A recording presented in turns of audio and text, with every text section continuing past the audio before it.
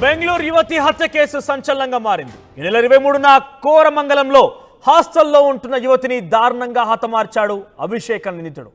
కత్తితో యువతి గొంతు కోసి పరారయ్యాడు. నిందితుడిని పట్టుకొని శిక్షించాలంటూ వివిధ సంఘాలు డిమాండ్ చేస్తున్నాయి.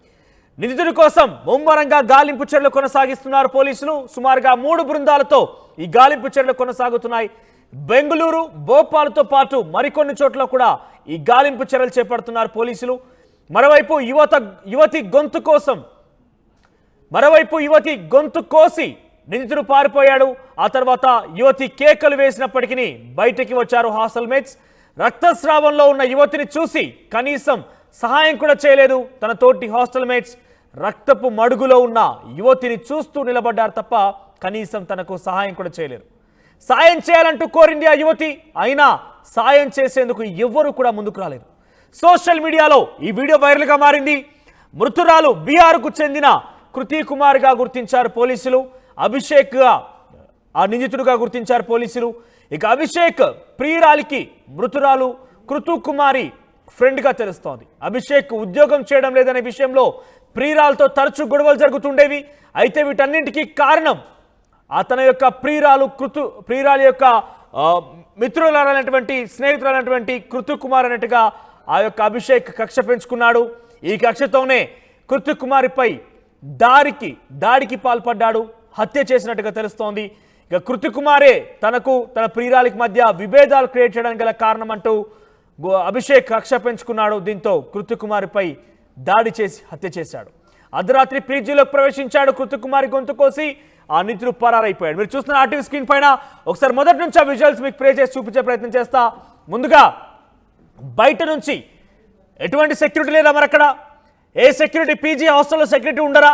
సెక్యూరిటీ వాళ్ళ యొక్క కనుసైగలను తప్పించుకొని అభిషేక్ అక్కడికి వచ్చాడా? మొత్తం మీద ఆ పీజీలోకి ఎంటర్ అయ్యాడు. కృతి కుమార్ అటువంటి రూమ్కి వెళ్ళాడు, డోర్ని కొట్టాడు. కృతి కుమారి బయటికి రాగానే తను ముందస్తుగా తెచ్చుకున్నటువంటి కత్తితో విచక్షణ రహితంగా తనపై దాడి చేశాడు, గొంతు కోసాడు. అక్కడి నుంచి వెంటనే తన కేకలు పెట్టగానే అక్కడి నుంచి పరుగులు తీశాడు. ఆ కేకలు వేసినటువంటి ఆ మృతురాలు కృతి కుమారి కేకలకి మీరు చూస్తున్నారు, నేరుగా మెట్ల గుండా వచ్చాడు. ఆ కవర్లో ఆయన తీసుకొచ్చుకున్న కవర్లో కత్తిని దాచిపెట్టుకున్నాడు. ఆ డోర్ కొట్టాడు. కృతి కుమారి బయటికి రాగానే వెంటనే ఆ కవర్లో నుంచి కత్తిని బయటికి తీశాడు. ఆ కృతి కుమారిపై మీరు చూస్తున్నారు, ఆవిడపై దాడి చేస్తున్నాడు. సో గొంతు కోసాడు, పలుమార్లు కత్తితో పొడిచి ఆవిడ్ని గాయపరిచాడు. సో అక్కడే కృతి కుమారి కింద పడిపోయి వెంటనే ఆ కేకలతో అభిషేక్ భయపడి అక్కడి నుంచి పరారయ్యాడు. అభిషేక్ పరారైపోయిన వెంటనే కేకలు వేసింది కృతి కుమారి. కేకలు వినిపించినటువంటి ఆ తోటి హాస్టల్ మేట్స్, ఇతరత్ర హాస్టల్ మేట్స్ అందరూ కూడా బయటికి వచ్చారు. కానీ నిస్సహాయాలుగా నిలుచుకున్నారు తప్ప. మీరు చూస్తున్నారు అక్కడ కింద కూర్చొని తను కేకలు వేస్తోంది. ఆ కేకలు విన్నటువంటి ఇతర తోటి హాస్టల్ మేట్స్ అందరూ కూడా అక్కడికి చేరుకున్నారు. ఆవిడ కేకలు చూసి వారంతా నిస్సహాయాలుగా నిలుస్తున్నారు తప్ప ఆమెకి మాత్రం సహాయం చేసే ప్రయత్నం చేయలేరు. అంతా కూడా నిస్సహాయాలుగా వారంతా షాక్ గురయ్యారు అంతే తప్ప కానీ సహాయం చేసే ప్రయత్నం చేయలేదు. బహుశా ఆ సమయంలో వారు వెంటనే కనుక సహాయం చేసి ఉన్నా, వెంటనే అక్కడ సిబ్బందికి కానీ వెంటనే సహాయ చర్యలు చేపట్టినా కూడా కొంత అక్కడ కృతి కుమారి బతికి ఉండేదేమో. కానీ ఎటువంటి సహాయ చర్యలు లేదు. తీవ్ర రక్తస్రావమైంది. ఆ రక్తపు మడుగుల్లోనే కొట్టుమిట్టాడుతూ కృతి కుమారి మరణించింది. సో ఈ ఘటన బెంగళూరులో జరిగింది.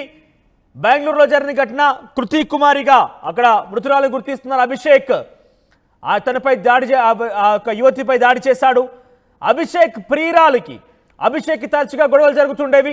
అభిషేక్ ఎటువంటి ఉద్యోగం చేయలేదంటూ కూడా ప్రియురాలు అనుమానిస్తూ తరచుగా ఆయనతో గొడవ పడుతుండేది. అయితే ఈ గొడవలన్నింటికి కారణం ప్రియురాలి స్నేహితులైనటువంటి కృతి కుమారిగా అభిషేక్ కక్ష పెంచుకున్నాడు. దీంతో అక్కడ కృతి కుమారిని కనుక తప్పిస్తే తిరిగి తన ప్రియురాలతో ఆయన గెలవచ్చు, ఆయన మింగలవచ్చు అనే ఒక లక్ష్యంతోని లేదంటే ఒక దురుద్దేశంతోని అభిషేక్ ఇటువంటి నిర్వాహానికి పాల్పడ్డాడు.